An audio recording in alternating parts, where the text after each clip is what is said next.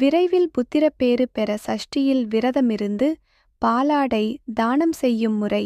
திருமணமான தம்பதிகள் குழந்தை இல்லாமல் புத்திர பாக்கியம் வேண்டுபவர்கள் ஒரு சஷ்டியில் விரதம் இருந்து வழிபட்டு பாலாடை என்னும் சங்கடையை தானம் செய்ய வேண்டும். சஷ்டி விரதம் மேற்கொண்டு பூஜையில் முருகனை அலங்கரித்து நைவேத்தியம் படைக்க கற்கண்டு பால் மற்றும் வாழைப்பழம் வைத்து கொள்ள வேண்டும். 6 பாலாடைகளை வாங்கி அதில் பாலை நிரப்பி வைக்க வேண்டும்.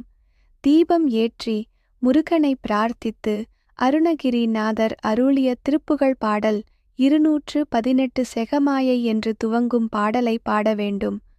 பூஜை முடிந்த பிறகு பாலாடையில் இருக்கும் பாலுடன் உங்கள் அருகில் இருக்கும் பச்சிளம் குழந்தைகளுக்கு இப்பரிகாரம் பற்றிய தகவல்களை சொல்லி பெற்றோரிடம் தானம் கொடுக்க வேண்டும். பின்னர் பூஜை முடிந்ததும் பால், கற்கண்டு, வாழைப்பழம் ஆகியவற்றை தம்பதிகள் இருவரும் எடுத்துக்கொள்ளலாம். சக்தி வாய்ந்த இப்பரிகாரம் செய்து பிள்ளை பேறு பெற்றவர்கள் ஏராளம்.